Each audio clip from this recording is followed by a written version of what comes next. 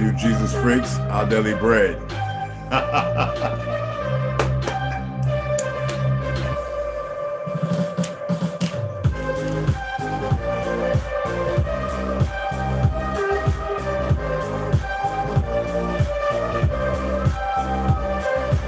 Merci beaucoup.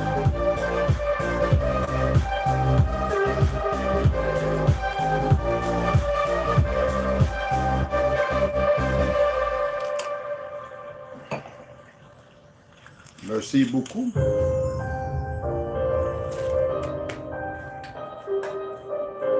It's my brother bought me these bullets. I'm gonna test them tomorrow. Going out early. Wish you guys was here. I can shoot every day. I ordered 1,000 rounds.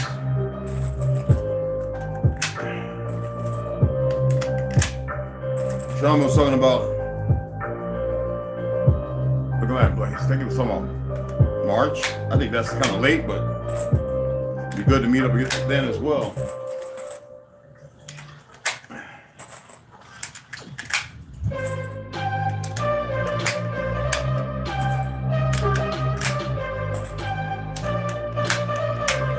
It's a new mag. See how it fits.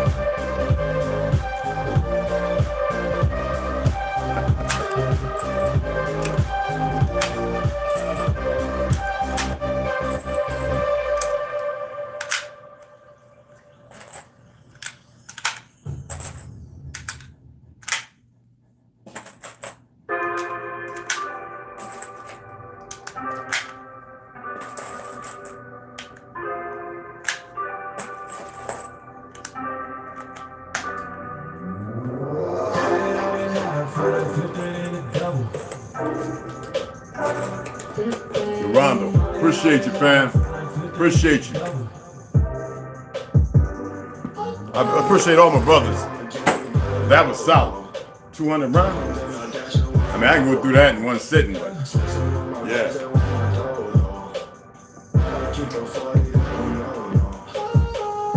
Yeah, it wasn't all in. It's home defensive rounds.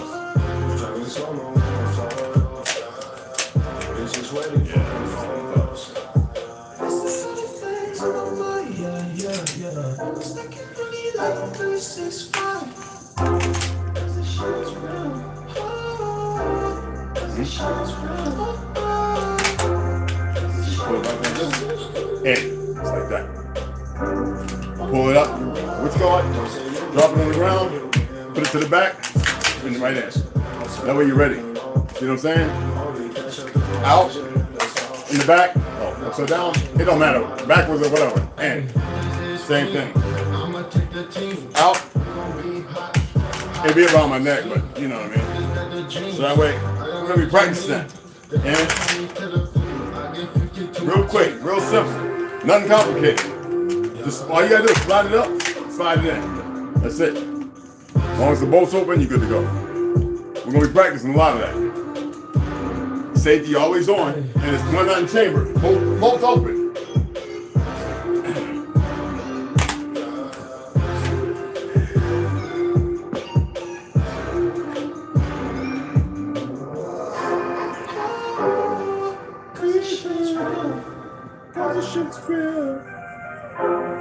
And this is for y'all guys want to know, this is the actual YouTube royalty free, no copyright channel that's actually for backgrounds like all that YouTube, Instagram, TikTok, if I remember correctly. Awesome, motherfucker.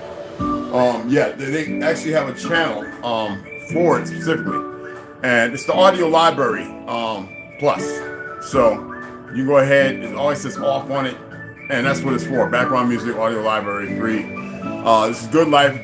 Right here is Jalen and Roll, but it could sound like one of the songs out there, but this one is instrumental, all for background. So you don't have the same highs and lows. And that's how I was getting copyrighted, because I was using everything out the library. But some of the music, even though it's a mix, a montage of like 24 hours, 10 hours, whatever, and that was my thing with, YouTube, but they wanted to be arrogant, so it is what it is. You know what I mean? Intelligence always going to trump emotions and feelings, but when you're in a position, I don't worry about that, because whatever your action is the opposite. So whatever you do, especially against me, you better believe it's going to come tenfold. I don't care who you are. You be the devil himself, tenfold. That I know. That I know. That is one thing I can say is based upon a fact. Cheers. Cheers. Yeah, our brother, he didn't do that on purpose. He don't know what happened. He could have hit it though, because he screens, depending on what phone he has. Even when you hit it by accident, you could tap something, double tap, and not know it. I've done it, so it can happen. But we're not worried about that. But Joshua Northern, he's in California. He's good. I think he's in California, right? Joshua, if you come on, you're in Cali, right? Anyway, we want to get him over here and everything, and a lot of other guys. ZP, get him over here. This is excellent organic wine. Now it's stronger than regular California. It doesn't have all that other stuff. All those preservatives and all that nonsense. But it'll kick you in the butt. So one glass is good enough for me. I got my bean stew.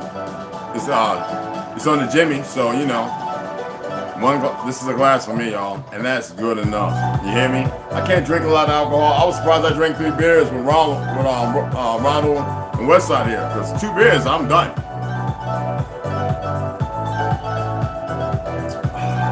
Not because I can't drink more, I just refuse to, and my body acts weird. It's the sugar I think my body creates. It won't have it.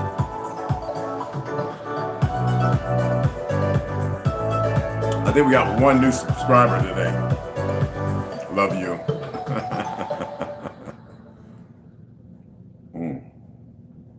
It's cold. And one thing I like to drink is warm stuff. I usually let my wine get room temperature.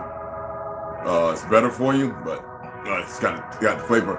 We're going to start off with Terra Infinita today. It doesn't matter if me saying Claudio Nocelli anywhere. I already left messages with him. I told him I was going to read it, so I'm not getting copyright for that. And pick up his book. All 3 of them are really good. I can't wait for the other 1 or 2. I think it's 2 they were saying in the comments. I'll come out, because I'm going to read them. But believe me, you got to read it for yourself. You will see more than I see. Listen, let me say this right quick.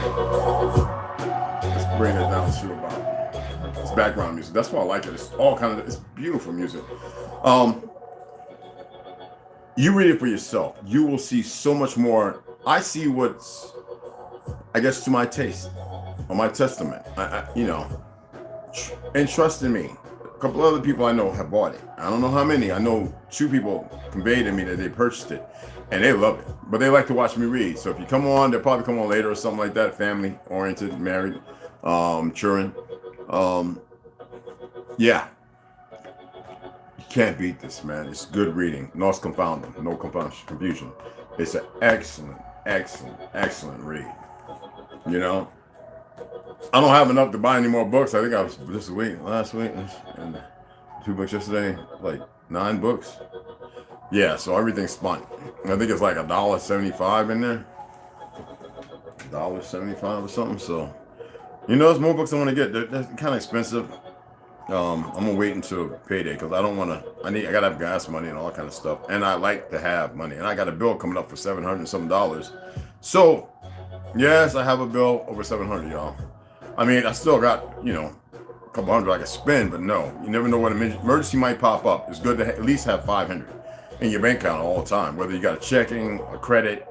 I'm about to leave Wells Fargo. They're just butt asses, But so Thursday or Friday, I may go ahead and order this book. It's like $85. If you want to help me, that's cool. And then I'll share with you what the book is. It's $85, or is it? I think it's. And that's cheap. It's thrift books. It might be on Amazon. I didn't look. I just went straight to thrift books, college books and stuff like that, old library books and store books. So in 3 days, I'll probably order it. But if you guys want to assist and help me, I'll be glad to take that for this book. Let me see. I don't want to show it, y'all, because I just want to put books up in the camera and go look. I'm a big kid, y'all, when it comes to books, man. How many people read 4 or 5 books a week? Man, I'm seriously. I'll go upstairs, big old TV in front of me, get into bed, grab 2 books, and lay there. I don't have reading glasses, but I have my glasses on, and I'll be looking over it like this. If that ain't getting old, I don't know what old is. But anywho, you know what I'm saying? I really, really enjoy reading. Oh, it's got to swing all the way over. Okay.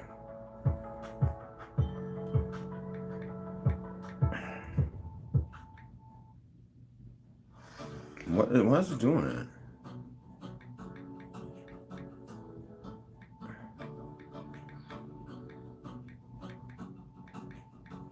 It's still going over, y'all. This is crazy. It's zipping across, y'all. You see that? Like I said, I got about 4,000 portals open up, top tabs. Well over. Oh, it's still going. Think I'm lying? Oh, it just stopped. Okay. So the one I want to get is The Moonshiner's Daughter, but that's like almost $3,000 book, but I'm not getting that. And then there's one for like $16,000. I really want that one, but don't worry, guys. It's not that I can't afford it. I am not getting no book like that. Now, Visual Atlas of the World is $110. That's on Amazon. On Thrift is $85. So I actually saved it, and I'm putting it, to cart. But the thing is, I think I saved it for later, right? All right. They have different ones. They have one for the National Geographic, which is not the one I want. See right there for $44. I'm not getting that piece of scribbler script. So and this one right here, as you can see, it is still there. Anyway, it's $110.85. Just want to make sure it's through. And this one, it's National Geographic. This is original hardback. And I'm not going to be sitting here opening it and all that all the time. It's going to be in a rawhide case with the velvet insert. So, which I paid $75 for that. So, there's other books in here that I'm getting, which called Lifetime, the Family Reference Atlas World. Now that's based on New World. You know what I'm saying? And that's only $39. I'm not getting that right now. And that's the Ultimate Visual History, which is pretty cool. That's another one that's saved for later. But these are like really good books, and I like reading really good books. And to read them on the res, I used to read them to the children. They would sit around eating, popping popcorn, caramel popcorn, and all that, and they just loved it. You know what I'm saying? I sit there and read for like an hour, and they would just be like, and I know the parents would be like, "What was you reading, my child?" I'd be like this, really, and I show them the book. Oh, wow. I'm like, yeah. So this is one I really want to get right here. Let me see if I can pull it up. And I had to tap on it. The Last Campaign. This is Sherman Geronimo and the War for America. Sherman Geronimo and the War for America. Let me see if I can enlarge it. The Last Campaign. You see that? This one actually costs $26.98 for the hardcover. I get a lot of stuff on Kindle, so y'all don't have to worry about that. That's stuff I listen to. But to read to you, I'm not going to be listening and trying to repeat, for $14.99. That's not good. I got a lot of stuff on Kindle. All right. And so, I've got a few more. So, let me see. What was that? Yeah. I already have 2 of them, right? Why do I have 2 of them in there? I only want 1. No, it's 1. Okay, it's 1. It's like I said, these are all saved for later. So yeah, I just wanted to make sure. I thought I said 2 of them. Wow. The Revolutionary, I won't even waste my time getting any of these revolutionary books. There are so many lies in there. This won't happen. So again, like I said, I'm gonna hit this after I read Terra Infinita. I'm only gonna read one paragraph. But this next paragraph, this is the slide one. It's pretty long. Is it? I'll get into this here in a minute. No, it's actually, this one's short. That's okay. This one is short, and that's the Anunnaki's land. And then we're going to get into the lands of Venus, which is just about as short, but those two small ones right there is good enough. And then we'll get to the Book of Giants.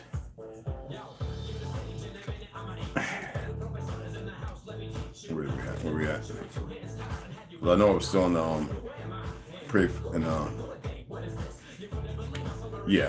the Giants. I want to make sure. Yeah, because we got past the map, which saw Saudi Arabia, Syria, and I had a retraction and a reflection on that because, so right here after this we get into the Aramaic version of the Book of Giants, which is a following synopsis of the storyline of the Book of Giants, the Aramaic version, and that's the first version we're reading is the English. Okay, so to subjugate you guys in a way that's positive, which is pretty much the introduction. And then after Aramaic, which it's like reading quatrains. If anybody's seen the original Book of Enoch, right? You know how it's set up?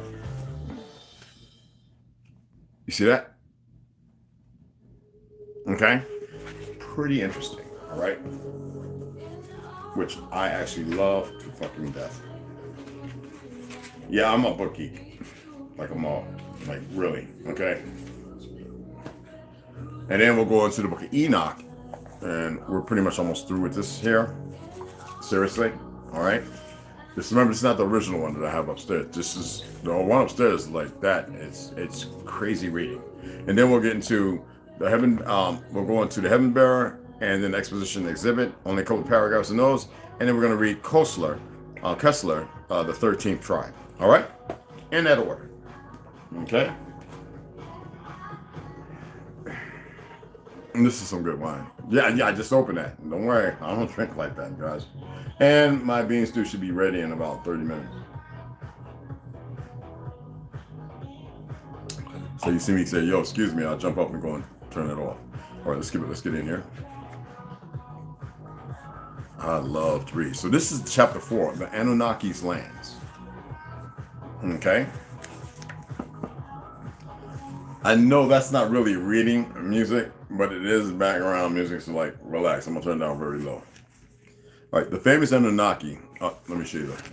Remember we were looking at the what you call it the other day? That was the custodians' lands, which is very dark around it. So Anunnaki. So they don't have no ice around their lands, obviously. Actually, the lands of the custodians have very little, but that's so nobody goes in there, supposedly. You know what I mean? Supposedly. Anyway, the famous Anunnaki, another of the colonizing and parasitic races that is sickening sickening the other worlds, manipulating and controlling the children of the children for years and years, another of our enemies, a hostile and power-hungry race. They are the creators of the pyramids and build these structures in all the worlds they visit. They are, in our opinion, the strongest race within this great dome, even above the custodians. The technology they use to attack other worlds is incredibly advanced. The weapons of destruction and the facility they have to enter through the domes is also something notorious, and that characterizes them and frightens any race. The utilization of portals for transportation led this race to be one step ahead of the others. In fact, it is known the story that they have defeated the custodians when between them there was a great conflict during the opportunity that we had in the known lands to be able to free ourselves. And they were also the ones who caused us to be defeated in the last known pact between the custodians and the Anunnaki. Now alone, neither one of them could have beat us. Our stuff surpassed. But how we dumbed down? What happened? Was there betrayal on the inside? This race, that's speculatory for those who may believe it, or if you want to have it a satire in your head as something like The Matrix, or Aliens, or any of that stuff. You know what I'm saying? Terminator. Remember, we're putting a spin on this, okay? Regardless of what it may be. All right. All right, this race is confused. This race is confused in several of the stories that are told in the known lands. in a casual and often deliberate way, but we find in several stories and books of the known lands, the Anunnaki as reptiloid or reptilian beings. But the reality is that they are beings of very tall stature, can reach 5 meters, and that's in parentheses, excuse me. They live in an arid zone with little vegetation, and although the waters of Horus seem to be paradisical, beaches from far away, the reality is that they are deep waters, and in them live snake-like animals that can measure up to 55 meters long, and that do not like the visit of other beings from outside. So it's like it's a race of individual that have been taken over by a parasite. What Star Trek movie does that remind y'all of? And the fact that the deer zombies and all these animals that are zombies have a worm in it. It resembles a dragon of a sort. Really? I'm just throwing that in there. Their skin color is yellow-greenish, although their leaders can have a totally different tonality. But all of them have very dry, scaly skin, and their eyes are distinguished by being yellow, red, or black. And they have a particular iris that, in parentheses, that other beings also share, and that is characterized by a cleft, depression, or gap, and can be both uni and bilateral. Generally dark in color. All right, generally dark in color. Anyway, during the many civilizations in the known lands, both the Anunnaki and the custodians, in parentheses, usually the former, all right, the Anunnaki, and have been depicted in many forms with humanoid bodies and with different heads of animal types, reptiles, birds, and a myriad of them, thus confusing the true history of the human being and conditioning the human mind throughout his life by these parasitic beings. There are beings that lack all empathy and are based solely on the oppression of other beings and the conquest, the thirst for power and control. In this, they are very similar to the custodians, and that is why they have preferred to share their position than to kill each other. Although tension is always expected between these two races, which could be convenient for all the other worlds that are under their powers. And that's in chapter 4. Chapter 5. The lands of Venus. Now, you'll see there's a dry land around Ruth, Metner, Gregory, Kuntz, and Isabella, the islands or the lands. And it's not so much the green, but some of black, almost like a iron rock in the store, right? And then the snow is outside of it. So is this one of the ones that can fight? I don't know. We're going to see. The original beings of these lands, also called Venusians, and unlike those of Mars, they survived all colonization. But how? It is still not known for sure how these beings were able to make fun of the brutal colonization they suffered long before the custodians took the known lands. According to some legends within the giant race, the first humans thought to make contact with the original Venusians in order to form a block against the colonizers, and thus, so it tells you that our people went all over the place. Well, that's what I believe. Anyway, learn from each other. This happened in the beginning, just before the custodians took the first humans by surprise, and they ended up being colonized in the walled lands. There are theories that some of the early humans who started in the lands of Asgard, Lemuria, and Atlantis, in parentheses, in conjunction with a portal connection to Hyperborea, and may have escaped before the first custodial attack and possibly settled in the lands of Venus.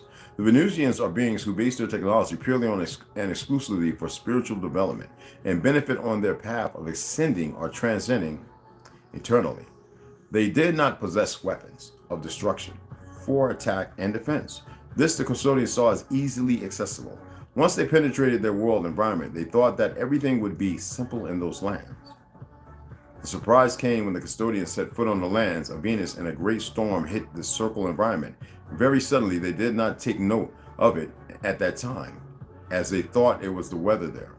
But as the days passed, they saw that the storm never receded, and they could not find a single Venusian on the surface. In parentheses, the storms never ceased until the last custodian did not cross the dome to the outside. And with custodial technology, they began to notice that the Venusians were underground in bunkers of a technology hitherto unknown to them. And the storm raging up there on the surface was truly devastating. The trustees gathered to come to a decision soon. they were not going to stay there much longer. In fact, many trustees started revolts and didn't see the point in dying up there. Things got pretty complicated for the leaders. Many saw it as a failure, and others thought of returning at another time. But true to their history, they did not give in, and many custodians died on Venus. Even a very important leader is said to have fallen in those distant lands. The conquest of Venus for the custodians was a failure. In fact, they did not fight against the Venusians, who did not possess weapons. If they had them, I think it would have been a crushing defeat for them. When the story was known in other circle environments, they tried to imitate it, but with disastrous results. Later, we will comment on that point again. The technology that the Venusians had been developing was not overnight. It was years and years of progress, and those bunkers had everything. High-level subway connections. The custodians tried to block and even destroy the area with explosives and missiles. But for each attempt, many custodians died because the areas near the bunkers were also full of explosions and other technology that hindered even the approach. A custodial leader, and see, they had explosives and all that kind of stuff, but they didn't have, the kind of return and other technology that hindered even the approach. A custodial leader, already at the end of his failed invasion, met with a Venusian leader. As it was feared that the custodians might try to blow up the entire surrounding circle in retaliation, no one really knows what was discussed or what happened that day. But the custodians left the lands of Venus in the worst way, with heavy casualties and a defeat to their credit. We know because the Venetians themselves told us that in this meeting, besides pleading for peace in their lands, they would have asked for the liberation of the humans, which was totally rejected. Chapter 6, The Lands of Draco. Now we start, and for those who watched last time, I can actually read it. It's only like a page and a half. Would you like for me to read that? Chapter 6, The Lands of Draco. And you see, something happened to them. There's ice all around that. Making rocks that explode like hand grenades. Wow. The Draco are also known as Edomines, are the inhabitants of the Draco lands, northwest of the known lands, crossing the lands of Venus. Let's go ahead and knock this one out of the park. These beings that once visited our lands are known for their great technological visited our lands. Wow. Are known for their great technological advance in weapons for attack and defense, as well as great psychic envelopment. Some of their beings can communicate telepathically, using this technique to subdue any colonizing enemy or even to colonize other lands. The Edomines, by means of a treaty, achieved a union with the custodians, but at the beginning this was not so. But the custodians attacked their lands when they were not in their most advanced stage. But on the contrary, the Draco lands lack islands, but 2 large continents are found with great vegetation. In fact, the most exotic plants of any other circle environment within the Great Dome exists there. Its great wall of ice was never an impediment to be able to cross other domes and conquer some lands. These walls were left by the custodians when they decided to put an end to the total manipulation of their environment. Did they stop manipulating them? We really wonder. We think not. End. They started by lands outside the domes, like the nearby land Osiris, but then they moved their technology to the islands of Anubis. Many of these beings stayed in these paradise islands, but they used their many of the military bases for weapons development. What happened in the ancient battle between Edomines and custodians? Let's see. The custodians finally won at the beginning, since the Edomines, as we mentioned, had not achieved the progress they have today. But it was not easy, nor did they surrender. Since they know their lands well and are experts in making large tunnels, the custodians had to use advanced technology to finally achieve victory in those lands and leave their mark on the walls of ice surrounding the dome in that circle environment. Should be a comma there. The Draco lands were also visited by other races, such as the Anunnaki and inhabitants of other nearby lands, such as the famous Greys that inhabit the Orion lands. The links with these beings led to the fact that today both races live together in a true fraternity. Both in Draco and Orion, the Edomines and Greys can be found together. The age at which these beings can reach is approximately 192 years, compared to the years of the known Earths.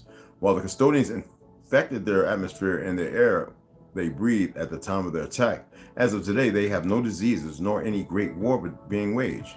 Although they are spiteful beings, and it would not be strange if they are planning to colonize other lands or perhaps a revenge towards the custodians, but this is all mere speculation.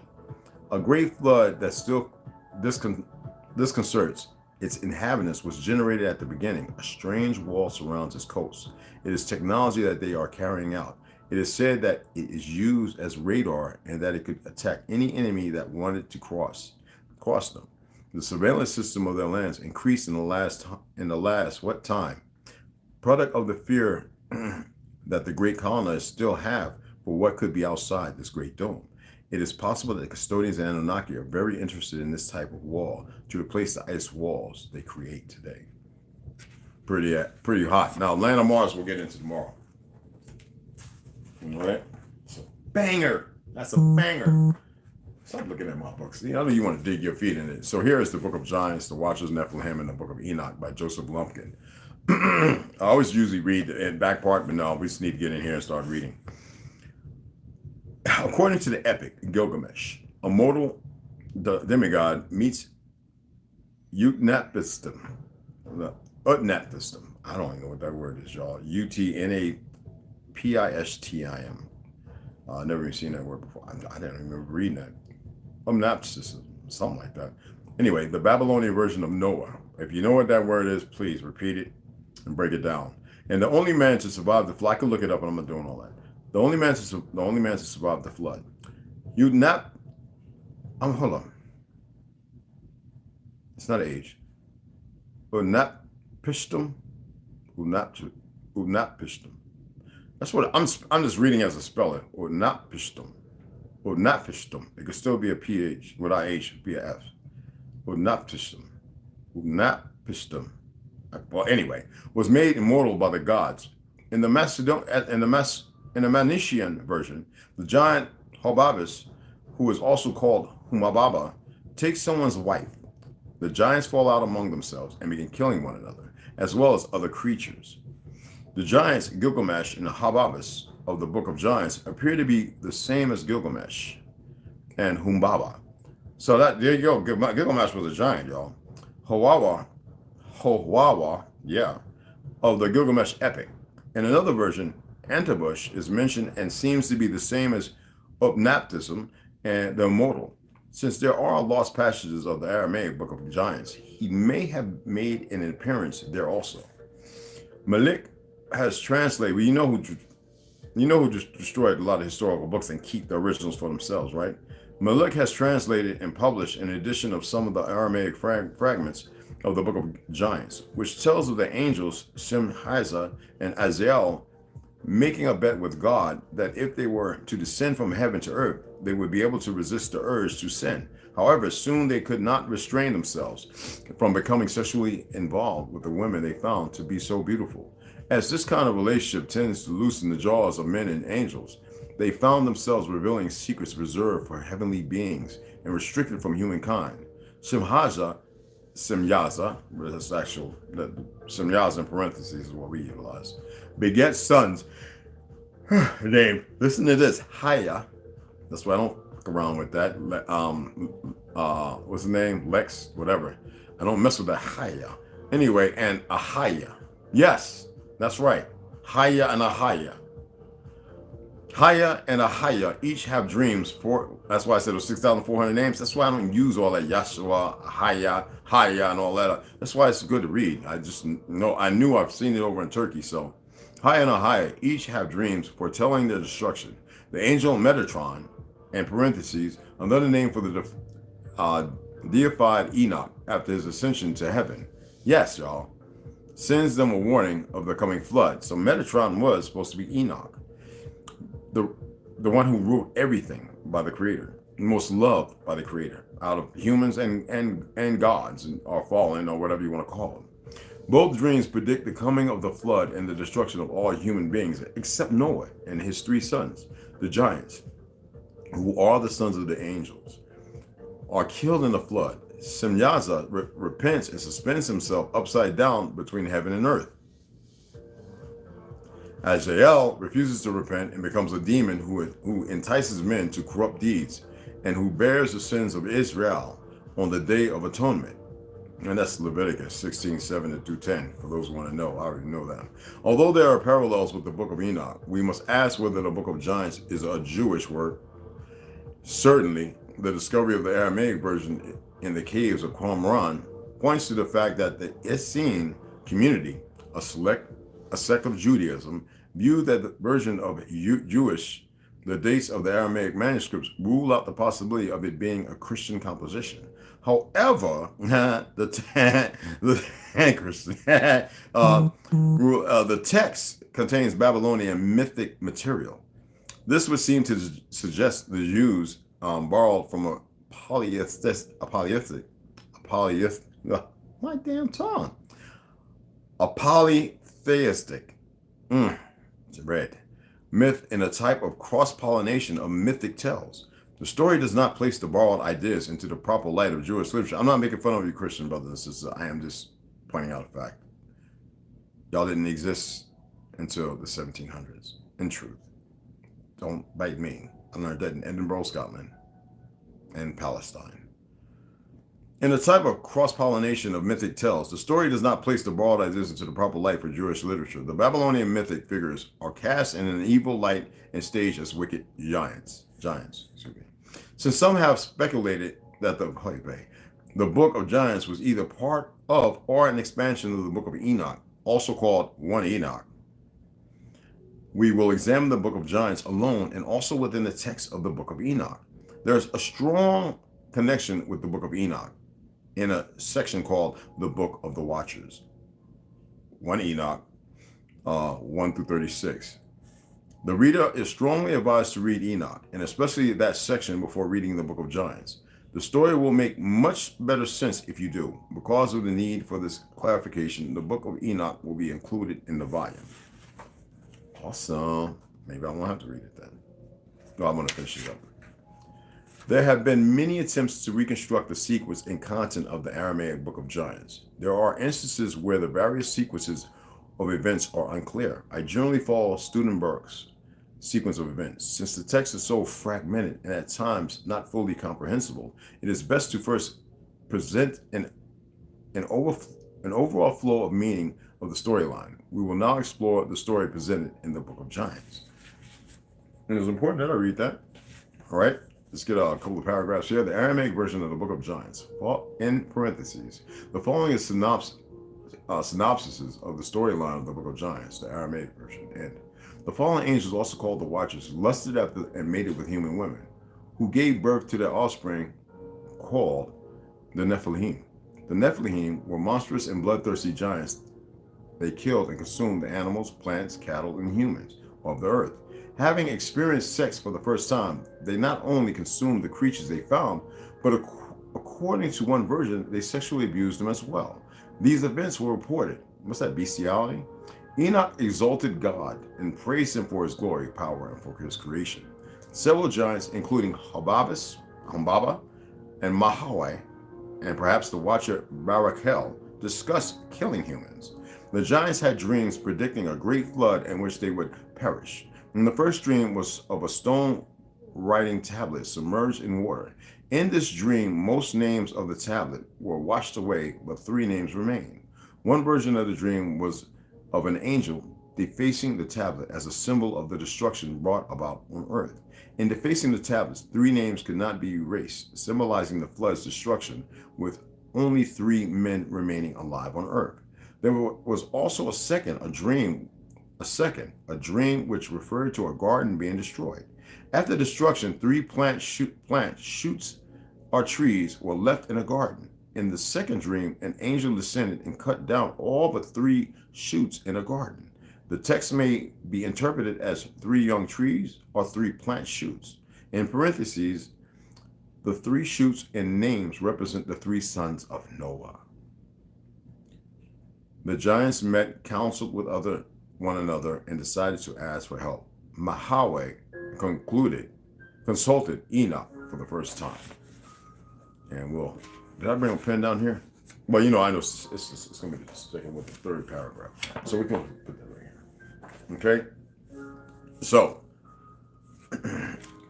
this last couple, pages in Enoch is actually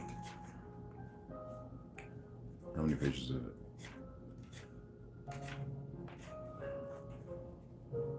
Chapter 90, I think it was the last of it, right? 91. I'm just making sure, guys.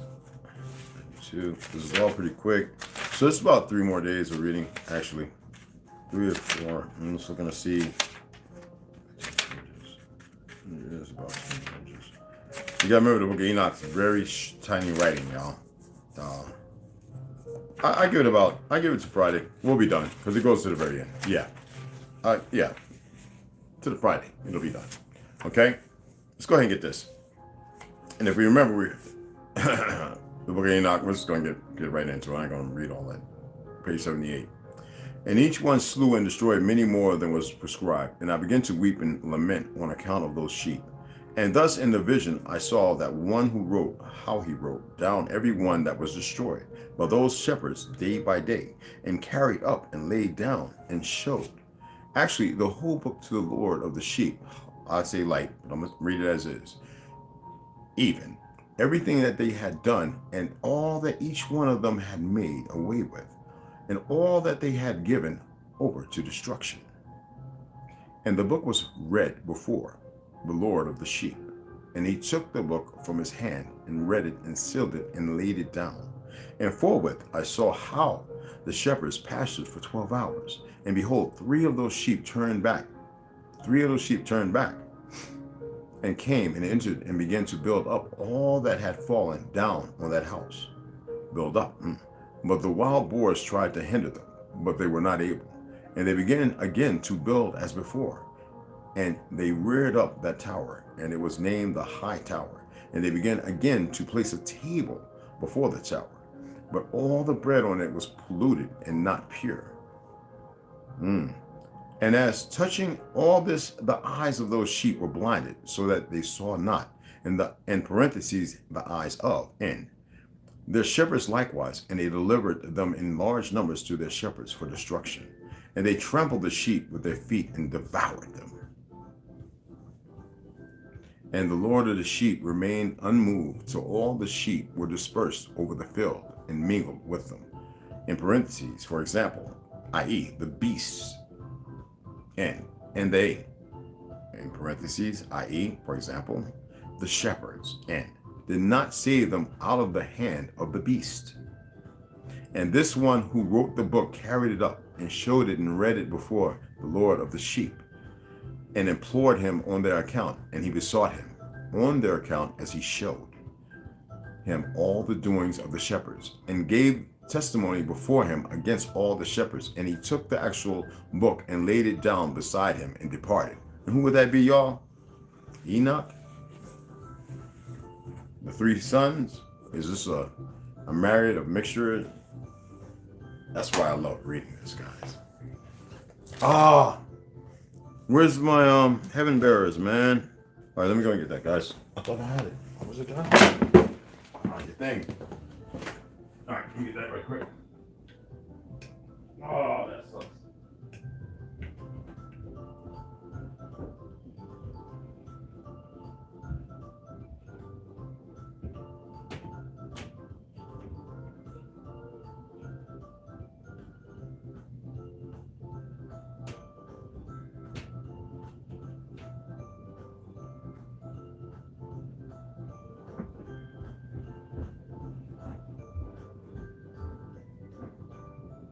Okay, all right.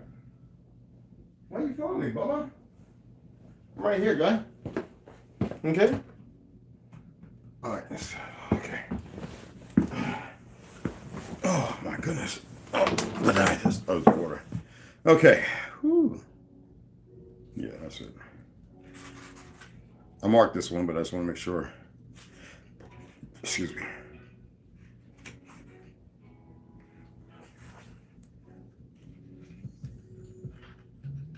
Yeah, it was, cause that's it. Just want to make sure. Like I said, I read this book. I'm like damn near halfway through it. I got another book I started, so because I finished another book, so yeah, I'm reading like these 3 books right now. So I'm halfway through this one. I just want to make sure, because I know I went kind of far, and That's what I sure did. Remember, she got caught by the knucklehead, by the dude, the black hat. Okay. The turret. Yeah. Okay. ASEAN rules over North America. Bear. North America. Yeah, that's where we was at. And here we go to the Tartarians. Okay. Another sissy is. That's beautiful. Sunflower. Okay, here we go. This is Heaven Bearers, the Great Reset of 1834 and the Mud Flood. Now, we went through all the pictures and a little bit of reading that was in the Mud Flood 101. There's other Mud Flood books I have, about 3 of them. But that one I found to be pertinent and good for this one. All right? Was that in the only safe place to play God, the pages of a lying book? Yeah, but it's not about that. Remember? We read for edification of knowing the things hidden away. And if you don't know yourself, you can never question your ancestors, and they're always with you.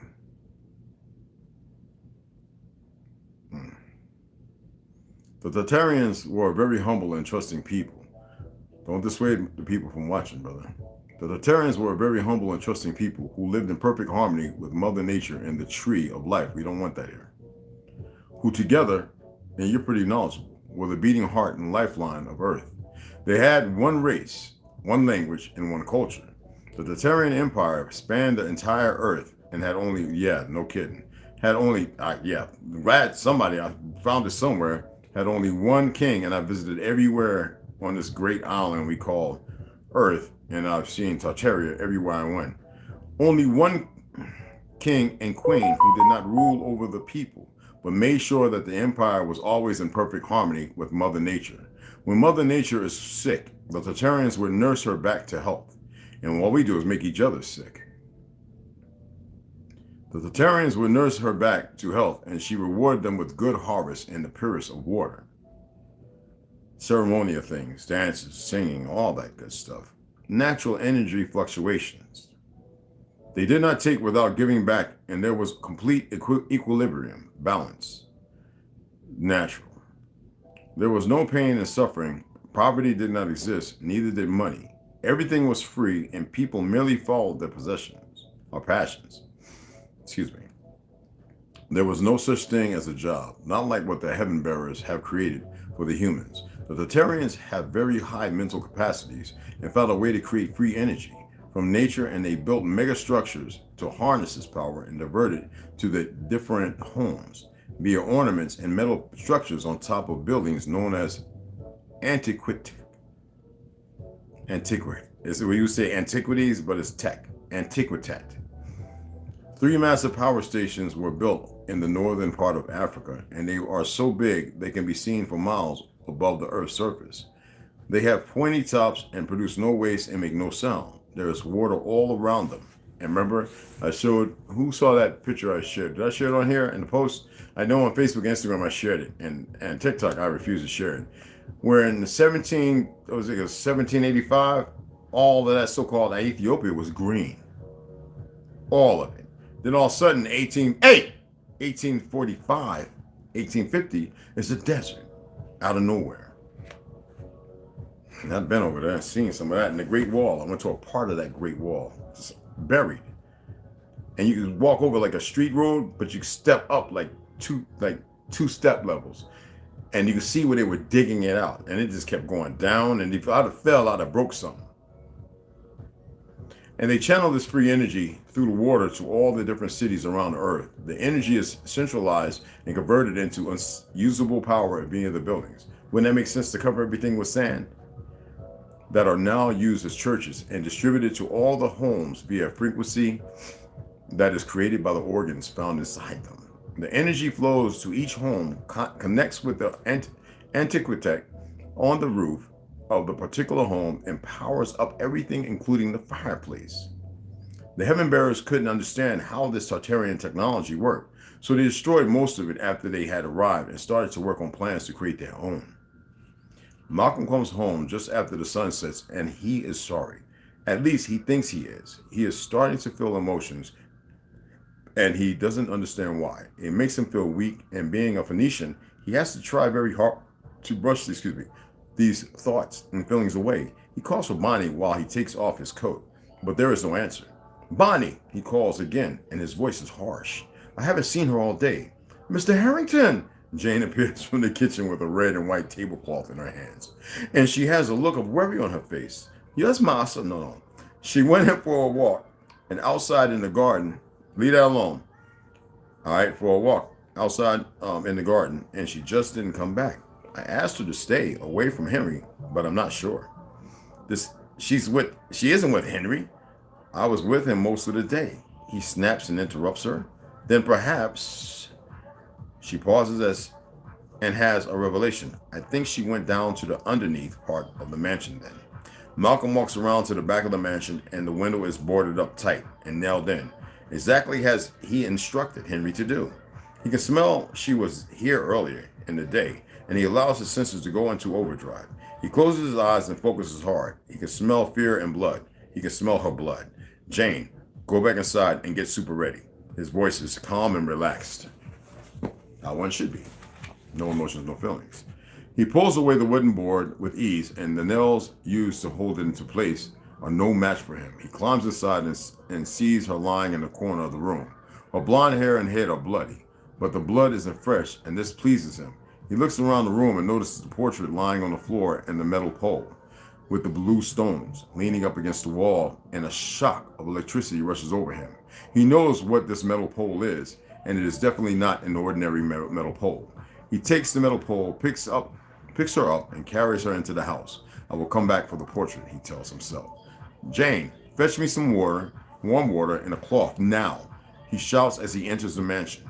There is a sudden urgency in his voice, but it is gentle, and she drops what she is doing and rushes over to help him.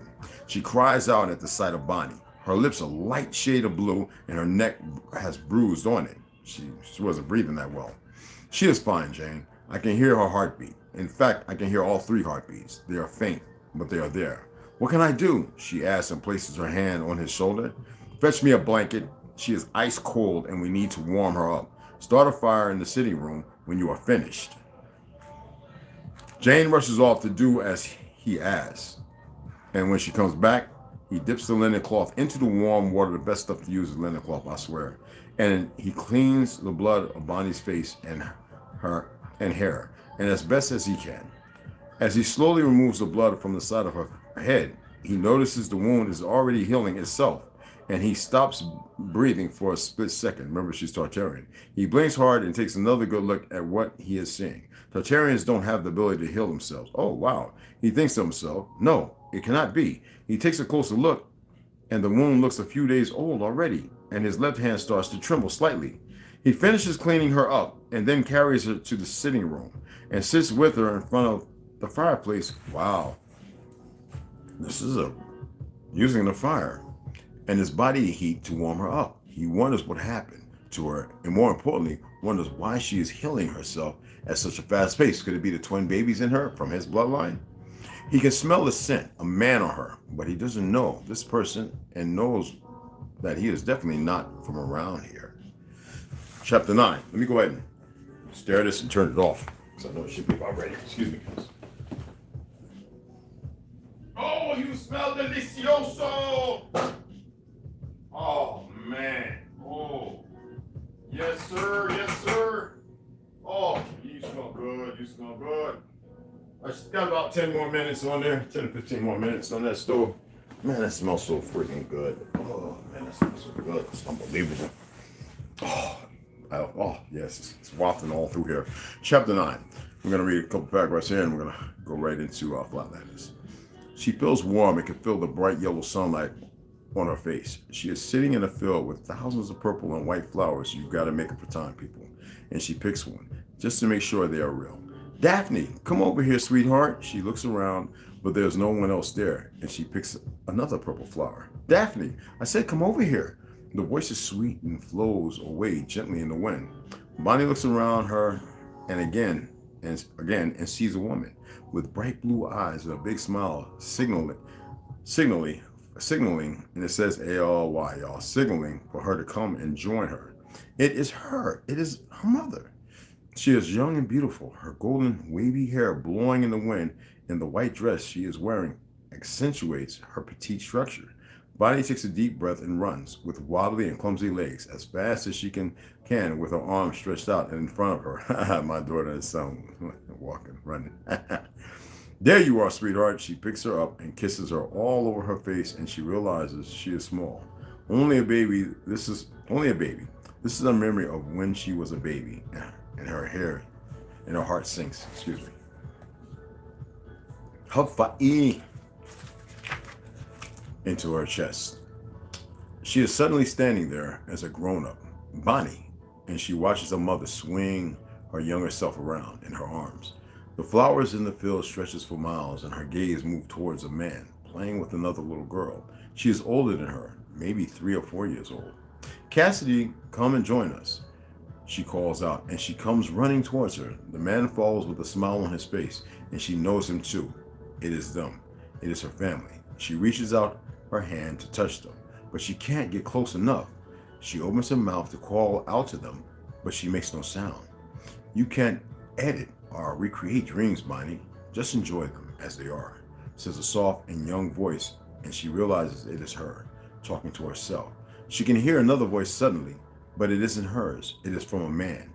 She looks over at her father, but it is laughing and spinning Cassidy around. The voice is not his. Bonnie, darling, wake up. The voice is familiar, and it gets louder and louder. Her face feels very warm, and suddenly, and she opens her eyes. He is staring back at her with those intense green eyes. There is a sparkle in them, and for the first time, she can feel her heart melt away by the mere sight of him. I'm in love with you, she blurts out and locks eyes with him. He feels her face and is confused by what she has just said. It is me, Malcolm. You were dreaming, but now this is real life, Bonnie. She sits up and smiles at him. I know, silly. She grabs hold of him and gives him an intimate kiss. I got to see them for a while, my family. I have had a sister named Cassidy. She was older than me, and she was beautiful too. We were all so very happy. She looks around the room, and her expression changes with a suddenly realization that hits her. Why? She asks and kisses him again, and then pulls away. Why what? He asks, genuinely confused by her behavior. Why did the Heaven Bearers decide to conquer and destroy us? Everything was so beautiful back then. People were happy. They chose to cause chaos and destroy everything that was pure and good. I just can't understand why. He sighs and brushes a single strand of hair away from her face. Can we talk it? Can we talk it? It should be just move that in. Can we talk about it another day? I wonder, would prefer if you would just rest. No, we can't. She shakes her head and gives him a sweet smile. I have just this one question for now, and I expect a thorough answer, Mr. Harrington. She kisses him again, and he doesn't understand what is wrong with her. She normally cringes at the mere touch of him. She never enjoys him. Not really. He can feel and sense it. Yet no, she is suddenly all over him. What has gotten into you? He asks her in between kisses. What do you mean? She pulls away and starts to giggle a little, like a little girl. He checks her head again, and it is healing nicely. Bonnie, I need you to look at me and answer me truthfully. Can you heal? Of course I can heal. We all can. She is confused by his question. A week ago, when you angered me and I punched the wall, you saw me bleed badly, didn't you? She nods and recalls that evening well. He has so much rage in him, and it terrified her. But he had more rage in him when he flipped the dining room table against the wall this morning. And she cringes at the very thought of having it to relive it. Yes, it was bad. Yes, it was a bad wound. At least I thought so at the time. Why are you asking me this? Venetians heal quickly. We don't die very easily either. Not like you. He pauses. Not like Tartarians and humans, okay? She responds, but she doesn't understand what point he is trying to make. When you had that scrape on your knee and all those months ago, how long did it take for it to heal? I can't remember. A few days, maybe about a week. It wasn't a very bad scrape. Why, Malcolm? What are you trying to tell me? She takes her hand and brushes his face and looks him deeply in the eyes. Do you remember what happened today? He goes on to ask her. She shakes her head and begins to rub her stomach. I can feel them. She takes his hand and places it onto her stomach and smiles. He can hear and feel them. She wants to change the subject, but he won't allow it. Bonnie, what happened today? He presses her gently. What do you mean? She is getting irritated now. Nothing happened. I wanted to visit Henry, but you said no. I just sat around and waited for you. I did hope you would change your mind, though, but you didn't. Oh, and I went down to the underneath to explore, but there was nothing in there, nothing at all. She starts to play with her hair. She is happy again, and the irritation is gone. My name is actually Daphne, she smiles, but I like Bonnie too. She kisses him on her hands. She kisses him, and her hands are all over him. He doesn't stop her this time. He likes her wanting him. They lie in front of the warm fire, their bodies intertwined, and she remembers seeing the scar on his back. What happened to you? She pauses and decides to rephrase the question.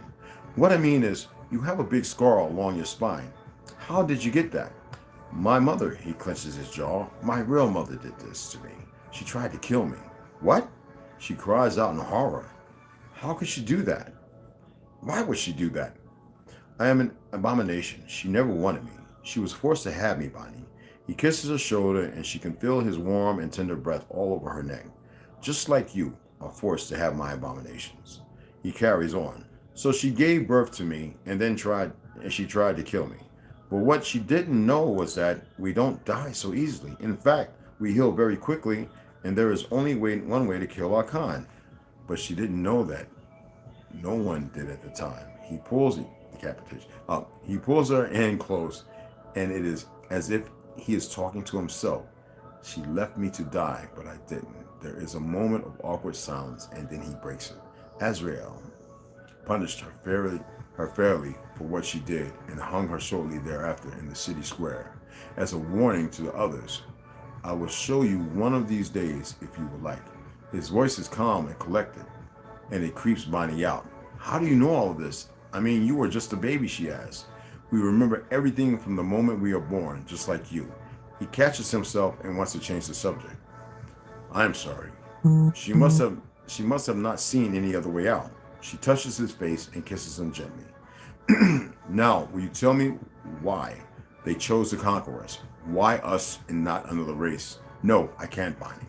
You are not my equal, and you just can't know these things. He gives her a soft kiss, but his lips barely touch her skin. I am sorry. She is disappointed, and she doesn't hide it, but she accepts what he tells her calmly. He holds her tight in his arms and lets her fall asleep while he wonders why she healed the way she did. It bothers him, even scares him, because it is not natural. He will be visiting with Azrael later this month, and he will ask him about it then. What you doing, Papa? And we'll get into the normal carryings of things tomorrow. All right. Yes, sir. Exposing the expositions. Yeah, I did mark this, so. Oh, no. The thing fell out and I just put it over there. This sucks. I thought I marked it with a pen.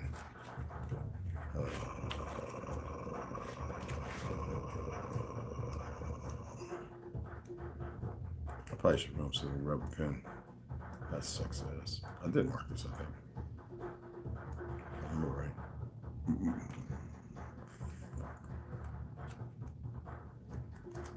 What the hell? Heck? Excuse my French.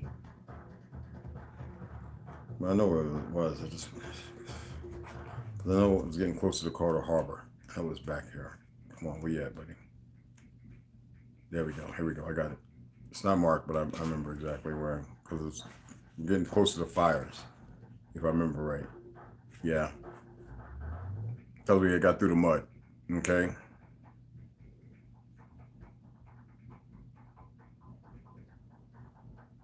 Yep. 2 drawings. Just want to make sure, guys.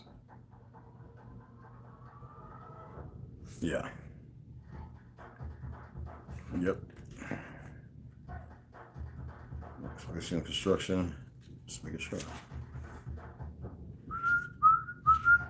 I got a pen over here, right? Yep. Sound activity. Noise barely perceptible.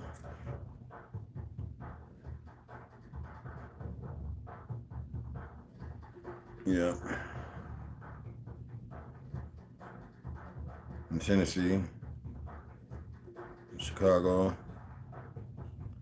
All right. The university. Stuff that I read. I can't confuse what I read to what I'm reading to you guys, because then I'd have y'all miss a whole lot. You can't do that in this book, really. You can't. Yeah. Okay. So we're at the fires. Y'all remember we're at the fires. In October, this is exposing exhibitions 1851, 1950. Now, if you remember what we was reading over here, that was the reset of 1834. So this is beforehand. Okay.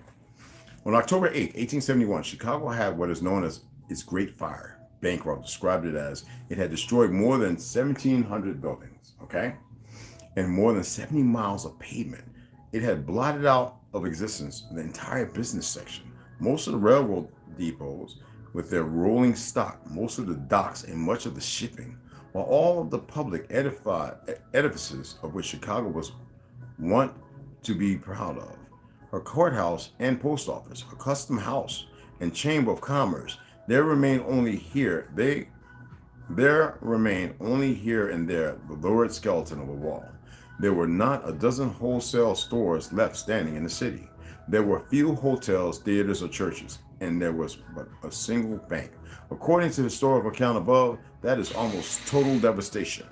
Dreyer's done. There are many questions. First is that there were 4 other great fires that same day, all around Lake Michigan, and in parentheses, one killing 2,500 people, of course our people. And suggesting a common source, in parentheses, some speculated a meteor strike in the region. And more deeply, when you see photos after the fire, it looks more like the city has been bombed rather than having a fire, and it does. It looks more like the city had been bombed rather than having a fire. What we see in the images are remains of brick and stone, basically blown out and not showing fire damage of wood. Think of the heat that would be required to actually burn, melt brick or stone. Meanwhile, wooden utility poles are everywhere and have not been touched. In some images in other cities, trees are fine right beside buildings totally blown apart. Like I said, San Francisco, the so-called fire, and the dead center was it was blown out. I think it's a lake. Originally was going to have a short discussion of the oddity of this fire, and that was everywhere. So doesn't that make you think about when we were reading Tartaria? The Custodians, the Anunnakis, Russia, the forest, down in South America, the same thing that they never really talk about. But the fact is that every city in North America has a great fire during this period, and the photographs all produce questions instead of answers. I felt the discussion had to be moved to be included in the final chapter of this book. For now, keep in mind that whatever this disaster was, most of the city and its buildings are supposed to have been destroyed. Now, remember, this is by Howdy Malakovsky. Excellent reading. I will leave you with a couple more images for your inspection. Please go see this link. Now, if y'all want to put this link in, I will share it. I believe it's down at the bottom. Interestingly, only 10 days after the Chicago fire, 1871, a map of the city was blah, blah, blah. Old Chicago City Hall can be found here. https //Chicagoology, that's CHICAGOLOGY.com /golden age /golden age 126 /. Anyway,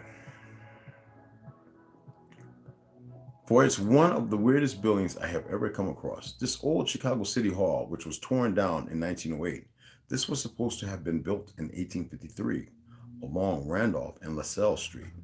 When the need for a larger city hall became necessary, an interesting fact, Abraham Lincoln's body was placed here during his funeral in 1865. And he was a Negro, remember that? I do not think that was by accident. Perhaps the building was linked to ancient funerary rites. But what is this building? You have what looks like the first floor, but on the second floor, it seems like a completely different building made of completely different material. I have seen a lot of this in ancient Egyptian temples like Luxor, where one temple is built upon the ruins of another, and so on. It appears like that is what we are looking at here. Two successive civilizations having built on top of each other. Again, my building contractor was very clear. This is two distinct buildings, he said. See, this bottom one is not the same as the top. I would say this bottom one is at least 50 years older than the top, maybe 100 years.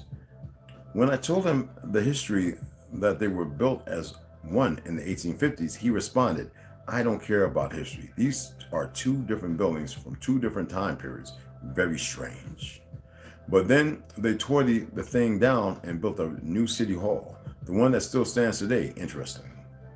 It has a fascist sign over top of the main entrance. In general, the history calls it a bundle of wood with an axe on top that was used as a symbol of the highest, most powerful ruler. Mussolini and Hitler adopted the symbol as a key element of their political movements, and it's all secret society. It has nothing to do with the government or anything, meaning they're in control.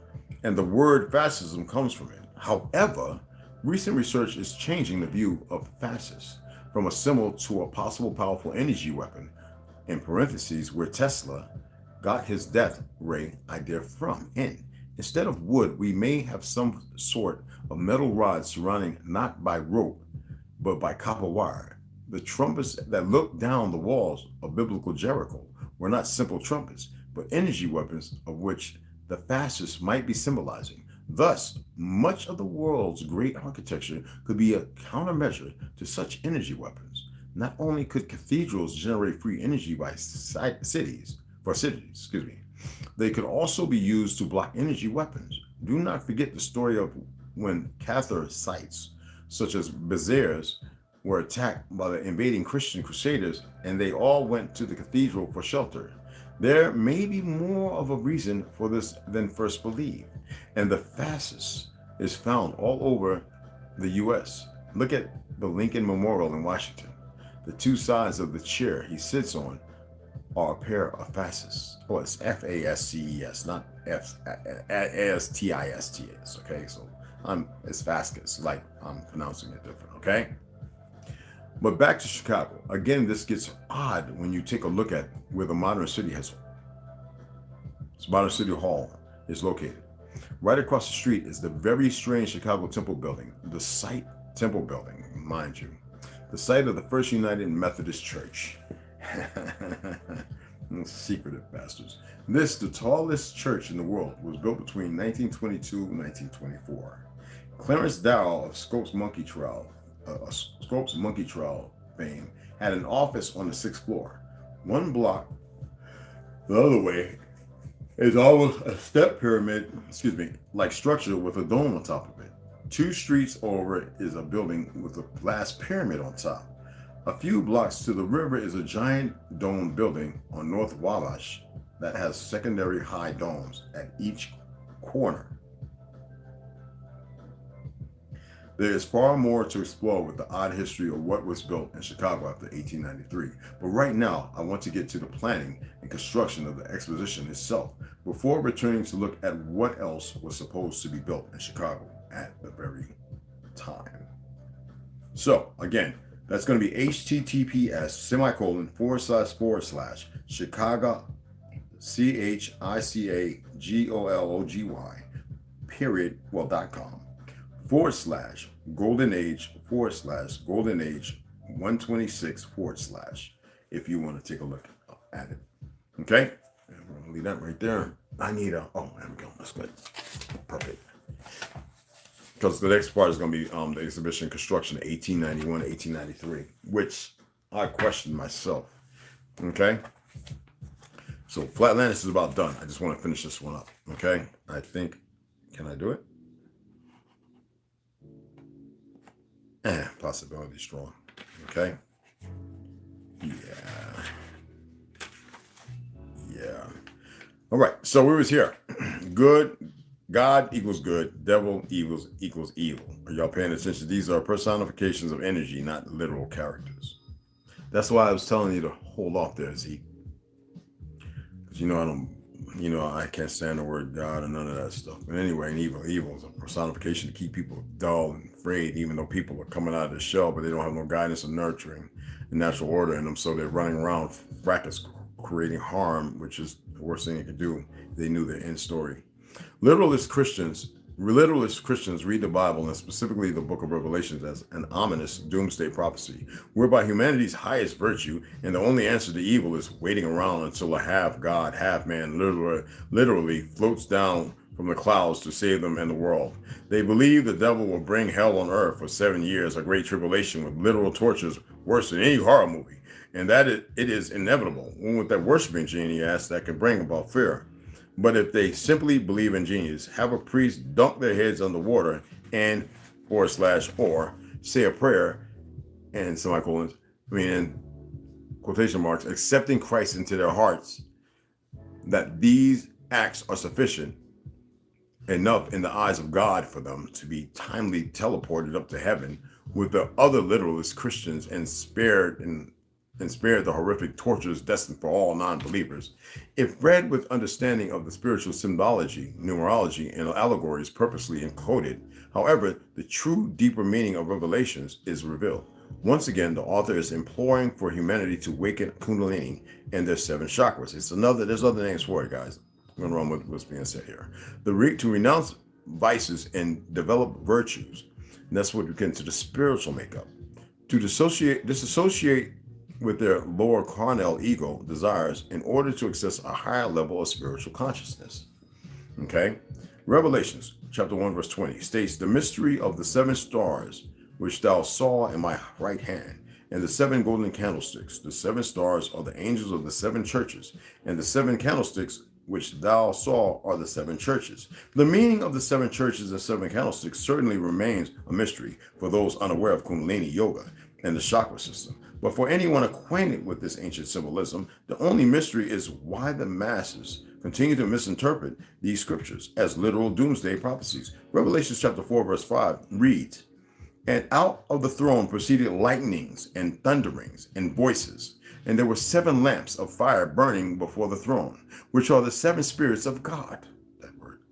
This is another clear description of the fiery electrical force of Kundalini rising through the 7 chakras for those with ears to hear and eyes to see. Revelation chapter 5 verses 1 through 2 reads, and I saw in the right hand of him that sat on the throne a book written within and on the backside sealed with 7 seals. And I saw a strong angel proclaiming with a loud voice, who is worthy to open the book and to loose the 7 seals thereof. This is a call to action for any who wish to be truly free and saved. Remember I'm telling you about self? Anyway. I love this, man. To open the book and loose the 7 seals thereof. This is the call to action for any who wish to be truly free and saved from the addictions of the lower mind and egotistic desires. The angel with a loud voice is your higher self, calling you to look within and on the backside and to loose the 7 seals, chakras, the Kundalini. For as long as Kundalini remains asleep and dormant, coiled around the root chakra, humanity is doomed to subsistence in a carnal, chaotic, materialistic condition, a plight put upon them.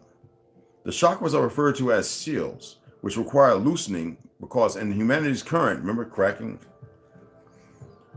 condition, we are not born with fully open and active chakras. Instead, we are born with original sin and the 7 seals, and only by awakening Kundalini to clean out the emotional baggage and mental blockages from our collective unconscious can we rise above the fallen state. We are the fallen, duh. Only by renouncing and repenting from vices, addictions, and materialistic desires can the ego dissolve and break the 7 seals. And the moment you do that and start practicing different forms, even Tai Chi can help you, but it's not the answer if you don't know how to practice and bring forth the Chi, which is why it's good to practice Qigong and Falun Gong. They're both of them. No, they're not the same. Okay? Revelation is imploring the reader to take responsibility for our spiritual growth and not to simply wait for Satan to bring hell in a handbasket. You're in hell now, for those who love that fucking word. The great and terrible day of the Lord, promise and revelations that literalist Christians are so simultaneously dreading and welcoming. Both scared and excited for most. You know that landlord. You are the landlord of your own vices. There is no Lord over you. Okay. 4. Must be the most grossly misunderstood allegory in the Bible. The 7 years of trials and tribulations are not some fantastilistic prophecy of humanity's, I like that word, ultimate demise, but rather an epic allegory of the death throes of the ego and the lower carnal mind upon opening the 7 seals. Likewise, the great and terrible day of the Lord is nothing but the final dissolution of the ego and the death of one's lower self. According to ancient esoteric thought, each chakra contains spiritual life lessons, and as Kundalini rises, certain trials and tribulations are inevitable. But by inviting and transcending them, we can successfully raise our consciousness to progressively more enlightened states. No one is coming to save you. The life is 100% your responsibility. Let me tell you this story. So in India, there's this king, and he has a scribe, his right-hand man. One day, the king is sitting there with a scribe, and he's cleaning his sword. Well, it falls in his hand, very large, heavy, and it cuts off one of his fingers. That's what a toe is called, people. It's a foot finger. And he looks over and goes, what? Because the scribe goes, he says to the king, don't worry. That is a good deed. That is a good action. And the king looks at him infuriated. What? I cut off one of my fingers? And it's a good action. And he says, yes. So the next day, the king, infuriated, has the scribe stripped and put in jail. So he goes on a hunting trip a couple of months later, and the scribe is locked up for two months.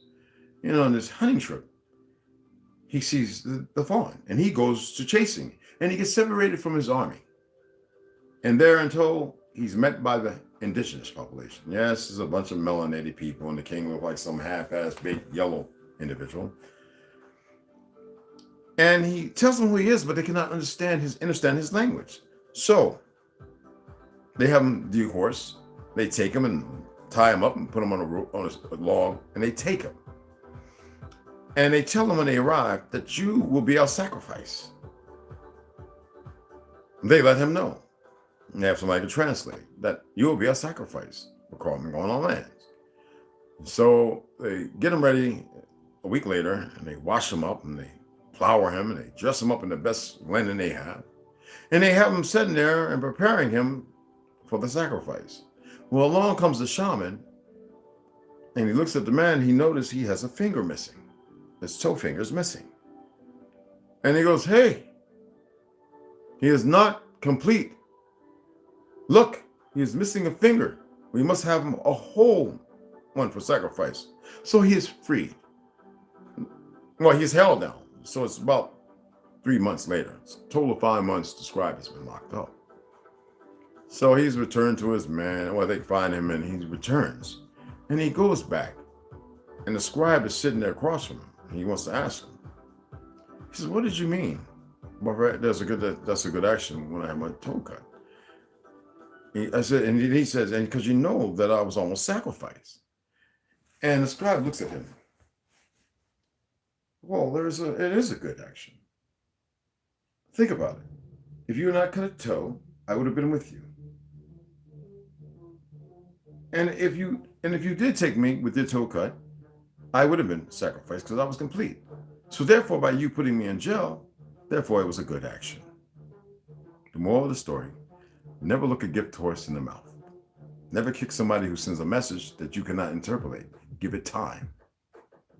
And it may be interpreted for you if you cannot figure it out. Okay. This is the true rapture and second coming. The real baptism of being born, him not being there, his life was spared as well. It's simple, people. Him, right? The real baptism of being born again. The awakening of Kundalini by purifying your temple to to house your Christ. Remember, your Atlas holds up the universe. Consciousness, the Christ consciousness within. Genesis is about the generation of the higher self, a metaphorical manual for spiritual development, and Revelation is only a death sentence for the lower self, an epic obituary for the ego. All the world's religious scriptures are pointing towards and pleading with humanity to awaken this latent power within. From the oldest known mythologies like Atlantis to the newest New Age philosophies like Theosophy, Theosophical Society people, they're part of the hiding of the truth. Like Atlantis to the newest New Age philosophies like Theosophy, excuse me. The repeated symbology, numerology, and allegories throughout disparate cultures and times tells a meta-narrative that only the well-researched or initiated will see. Modern science claims that this is you, a monkey living on a spinning ball. They do. You're human, a beast, right? Anyway, for the ignorant, indoctrinated masses, a combination of pseudoscience and religious literalism has most believing themselves to be either hairless apes spinning on a fantasy cartoon ball or helpless victims on a vengeful, deterministic God who requires constant praise and submission. Make that make sense. For those of us knowledgeable and acquainted with the reality of flatlanders, however, the very concept of belief becomes antiquated and unnecessary, permanently replaced by common sense, evidence, experience, and endless exploration.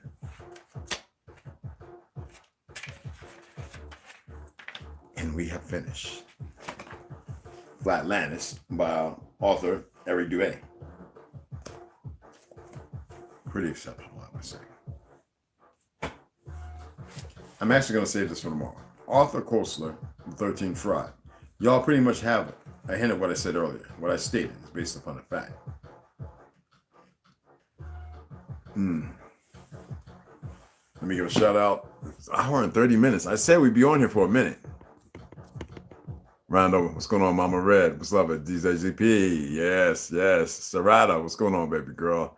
Hey, Jay Shaw, got you in here. Yeah, it was an accident, brother. Before. He didn't, what was the other brother? Was like Gray Wolf, what's going on, baby? Chatahaya, what's going on, baby boy? Big Pontiac. Yeah, I was over there checking your last couple of videos out, brother. Equator 7, salute. What's going on, family? Hey, what's happening? GJZPE. Yiddish, gibberish. Yeah, Yiddish is a made-up fucking language. I keep telling the people, but it's now a language, just like English. Due to the English language, most take the H out of higher to higher, bring to the fire, dismiss. Howard dismiss. Chataha is a pendulum, a word that spells the same thing in both directions, and it's meaningless. It's like making your own demon to persecute you blindly without knowing true self or the small g in within. For the people like the word God, I don't use it. From Greek to run again, exactly. To keep you running in circles is what it means. Again, drum to run, exactly. Similar to Yahweh, which is Balboa, that, but we're not going to get into that. I shared that. You've seen that, if I'm not mistaken. Which Yahweh or Yahweh or Hawa, whatever, they're all a thing outside that is vile and evil. I'm not saying the motherfucker don't exist, but it's not for us to worry about them. Career to run, exactly. Chata, yes, sir. Why, yeah, exactly. Sure, and Pendera, yes. But it's all meaningless. That's what y'all need to know. It's meaningless. Hebrew is a real life infiltrated. Well, actually, Hebraism is a lifestyle. It's nothing to do with religion or anything else. That's been studied and usurped, and even those individuals are pawns, whether they're 13 tribe or not. That's all mysticism and shit. That's lower energy, and I'm steeped in this knowledge of that. Yeah, all that balance covered up. Earth, an equal Earth, the ether. I mean, we are part of it. All dynamics of the dynamo generators. That's in Africa, and they were there in so-called Ethiopia, but we had them here as well, in South America. Fluid, yes, so-called. It's not South America, but you know what I mean. And we had one here, supposedly, a great pyramid that is buried. They blew it up with something in Utah.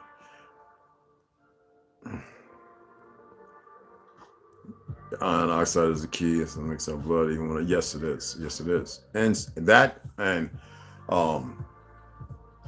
all the green found in most of life. The fact that your blood is literally green. You know, I was a pre-med for 6.5 years. It is literally green within you. You want to say chlorophyll or whatever, but it is a life factor based on the earth, which even oil in the earth at one point, it is not from plants and all that shit. But however the earth makes it is it makes it. It makes it all the time. It's black, but it's actually very dark, dark, dark green. The illusion of being black.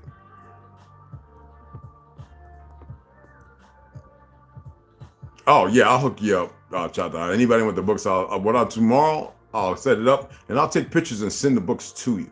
The Throne of Atlas in Napa Valley, California. Yes, all the vineyards, stored of wine, ancient royal halls. Yes, and actually in the cool underground. Yes, very, and even the vats. There's some built in the ground. I've seen those going up towards my daughter works out up there as a hand, booty, and foot model. Well, she's a millionaire, so I guess it worked out for her.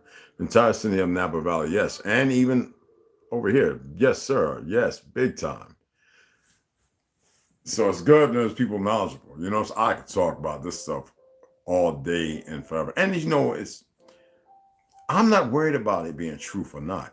What I do is look for self-elevation. My cortex and my whole being, my volume is not based on what old world history or new world history is. Mine is all steeped on not even history. It is more employed by more, the heaviest and strongest of self-discovery. The final frontier. We look at it in the mirror every day. And the fuckery of foolery is we allow somebody else to be the dynamic of telling our story, which was never meant because the story is a lie. TNT, yeah. You feel me? Well, anyway, shots out. Love y'all. Let me take a sip. This is to you, ladies. Of course, always first. I will protect the fuck out of y'all. Just give me a little power. I wish some of y'all was lactating. I could drink all that the rest of my life. I wouldn't have to eat shit.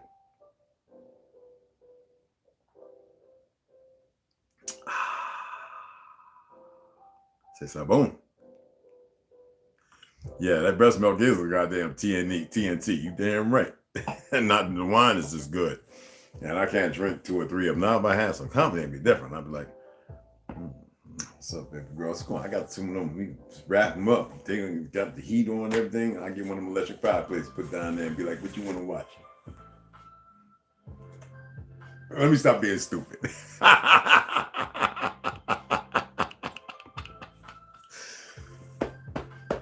Hey, I appreciate y'all. Thumbs up. Anyone has to subscribe to come through, go ahead and give it a, join the family. You know what I'm saying? And I'm going to hit y'all up in the AM. All right? Mad love and respect. And what time is it anyway? I don't know. It's about 7, right? It's only 6:35. It is like midnight outside, y'all. But anyway, mad love and respect. I'm going to holler at y'all. You already know. DJ, you're going to have to get over here with Trauma and everybody and West Side and Rondo. Man, we had a good time, man. You got to come. There's a few more talking about they're going to show up too. They don't be coming over here that much, but yeah. All right? So y'all have a grand day, all right? Peace out, families.